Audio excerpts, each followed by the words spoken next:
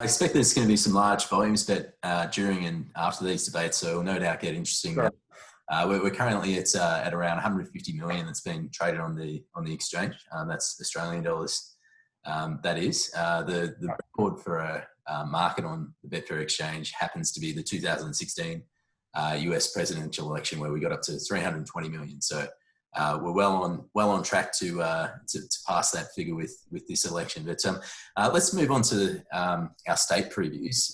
So as mentioned before, Tavis will be previewing a couple of states here, and we'll be doing so in each of these video series leading up to the election. So what do you have for us today, Tavis?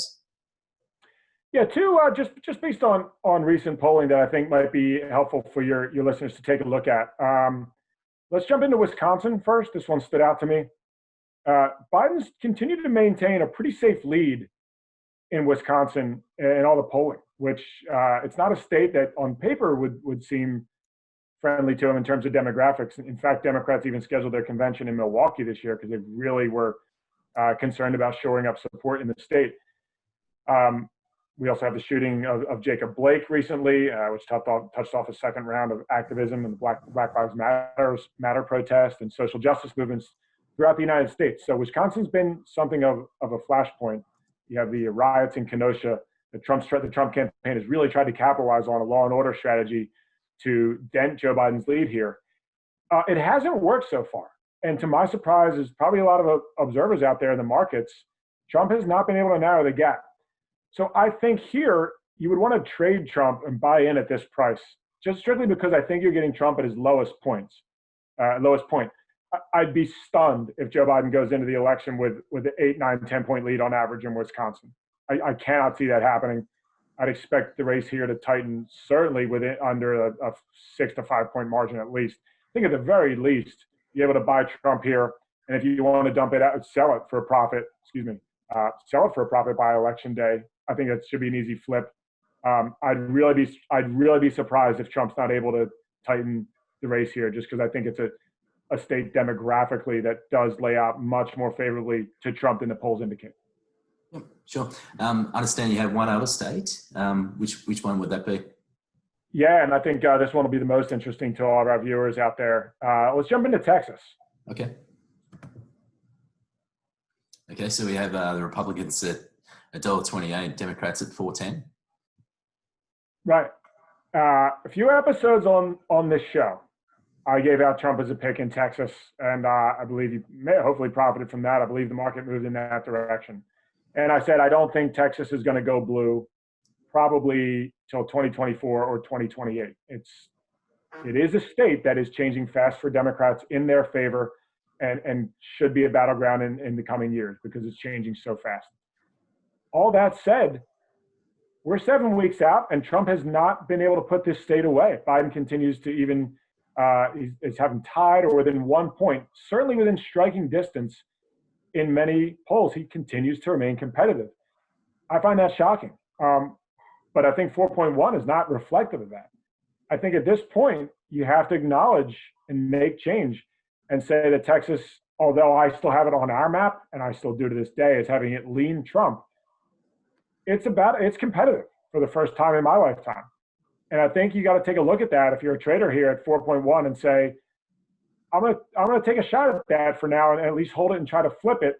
You could even hold it through election day. If Biden continues to maintain a 7 to 10 point lead nationally, Texas is in play. And I think that you're getting a real bargain price there over 4. We could be there already. Texas is becoming more urban by the day, more educated by the day. More voters that are friendly to the Democratic column are moving into Texas fast, and the state is changing fast. So I think you gotta take a look at that. And I'm not ready to move it on our map, Pete, just yet. Okay, but I think that price, I would take a shot at it, and we're going to revisit that for our listeners. Where we're going to move Texas will be one of the more intriguing questions as we begin the sprint to election day. Okay, so it sounds like it's a lot more tighter than what the market, Betfair market currently suggests. So sure, and on much more, it's a tighter market than I ever expected it to be at this point. We're after Labor Day here. It's getting late. So okay, fantastic. Sure. Let's move on to the viewer questions. We've got quite a few to get through, and a big thanks to everyone for sending these in.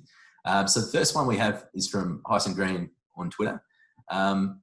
He says, Wisconsin and Minnesota demographics on paper seem to favour Trump. How are they different to neighbouring Iowa?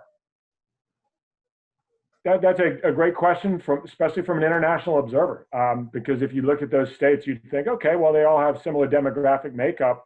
Why would Minnesota go Democratic and Wisconsin be so favorable, but Iowa not?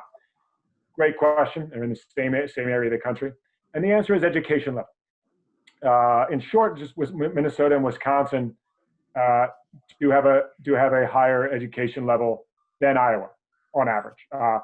Minnesota, in fact, ranks second, probably the second most educated when you measure the ages of 25 to 64, second most educated state in the country. Okay, so right there is going to create more favorable terrain for Democrats. Wisconsin does not rank as high as Minnesota, but it does have more of a tradition of liberal and a stronger tradition and roots, like Minnesota, of progressive and liberal politics.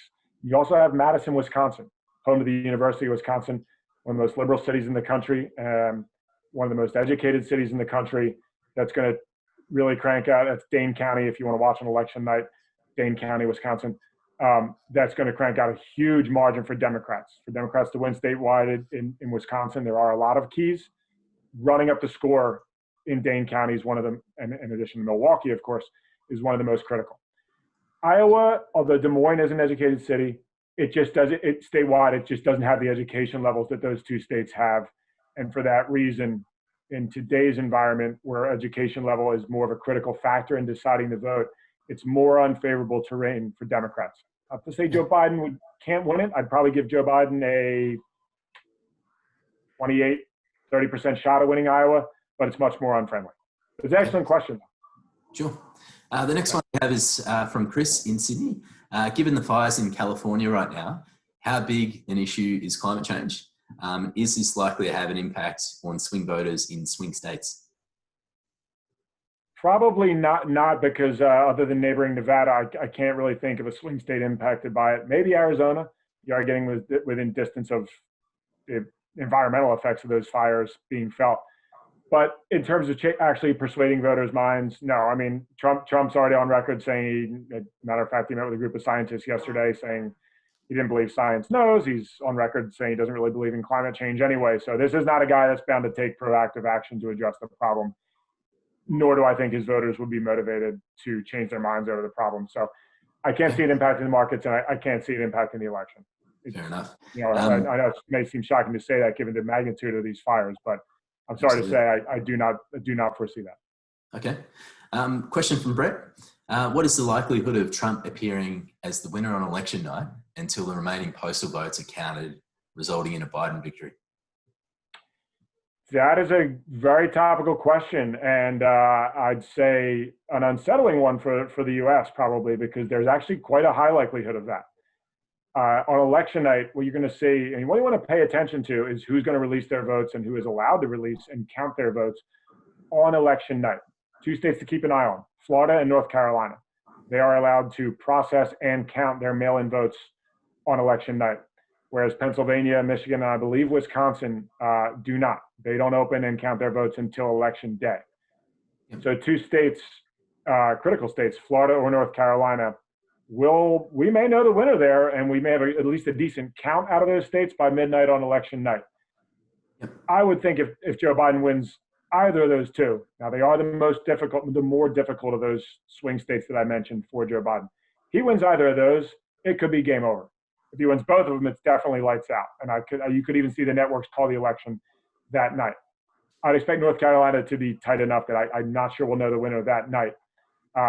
But the mail-in voting, you're also likely to see, since a much higher proportion of Democrats are going to vote by mail, you're going to see Joe Biden with a lead in both of those states. So as the election night returns come in, Republicans typically are going to vote more. Certainly surveys indicate as well this year, they're going to vote on election day. And so you'll see Trump narrow that gap. So could provide a live trading opportunity. That will be highly volatile. You're going to be careful with your money on that, but that will provide a live trading opportunity in the presidential market and in Florida and North Carolina on election night. The problem with the problem with what could happen in Brett's question is if Trump's leading in either of those two states, you can expect him to go right out on Twitter and declare himself a winner. Not that Joe Biden's going to concede at that point, but he will not create a favorable environment or a receptive environment among the electorate for a shift of mail-in votes in the later states where he's not going to want to see is himself in the lead, and then mail-in votes in the later states, Pennsylvania, Wisconsin, Michigan, Arizona will be very slow to count their votes. Days even after in the 2018 Senate election where you saw the Republican candidate lead, and then over days and days, the Democrat overtook her and ended up winning the race by about 50,000 votes simply by virtue of late counting. So that could create a very unsettling environment here in the States. So I hope that's not the case for the country. I hope we do have a clear winner either way. But if that does happen on election night, I'd say watch out because Trump will get ahead of it. He'll declare himself the winner, even if the networks don't. And some chaos could ensue. So keep your eye on that. Okay. Next is a question from Jared. Is the economy the biggest single issue? And is this important because it appears the polls reflect greater voter confidence in the Republicans on managing the economy? That's a good question on the economy. And that's one that Joe Biden's campaign is probably very frustrated by the answer to it. Polls continuing to show Biden leading Trump on every issue, except for who would be better trusted to manage the economy. Now, the economy and the pandemic, of course, are inextricably linked, so that can still dent Trump. But that's one the Biden campaign is, and they're attempting to target it and pour money into it. But they really haven't been able to put Trump away on the economy. If the economy is the sole question, it's an advantage for Trump. If the response to the virus is the sole question, and again, they are tied, admittedly, that's an advantage for Joe Biden. So that's the one question where the Biden campaign has not to date been able to dent Trump's lead. Now, if the stock market pulls back and you get really worsening unemployment numbers, all bad news for Trump. But the stock market has stabilized, as has the race. It's going to need something really fundamentally, something major now to happen in the economy in the next 7 weeks for Biden to be able to dent that lead Trump has in the economy. Okay. And the last question we have is from Frank in Washington. What is the downside of backing Hillary Clinton at her current odds to become the next president? Hillary Clinton is currently on the exchange at about 420, at odds of about 420. I would suggest that there's probably a lot of downside, isn't there? Absolutely. Frank, you're obviously a gambler out there. And it happens here in America too. In fact, you're only going to get about 50 to 1 on our exchange here in America. We only have one exchange, as you know. We don't have Betfair, but it for whatever reason globally, this is not just an American thing.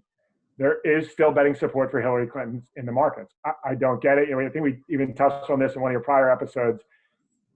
Frank obviously wants to gamble, and if he's willing to take it at 430 to 1, go ahead, sure. I mean, I guess something would have to happen on more of a dire note. I guess something medically would have to happen to Joe Biden for the Democrats to turn to an emergency replacement out there. But even, again, I would be stunned if they turn to Hillary Clinton as their savior and replacement. So, but again, this is a global thing. This is an American thing. There continues to be betting support for Hillary Clinton to be the Democratic nominee and for Hillary Clinton to become the next president. It's a thing here in America. I don't understand it. But there are a slew of bettors out there that keep wanting to, I guess, light their money on fire. Frank, I'd say there's a lot of downsides to your money, pal. But if you want to take a shot, what do you think, Pete? Should he give it a shot at 430? Absolutely not. But oh, okay. In my try again for another launch. Yeah. What's that? Yeah. So just on that, you mentioned that in the event of Joe Biden falling ill, who the replacement would be. So would that by default normally? Would they turn to the current VP nominee, Kamala Harris, by default, or would that then open it up to a bunch of other people putting up their hand, possibly other people that competed for the Democrat nominee, like your Bernie Sanders and those types? How would that all play out if Joe Biden wasn't able to continue to run as the nominee? Well, that would be a legal mess and one of the real holes that's not addressed in the U.S. Constitution. the answer to that is over 500-page legal answer, I'm sure, but and that it's too late to really replace Joe Biden. I mean, again, some states have already begun early voting. The ballots are printed.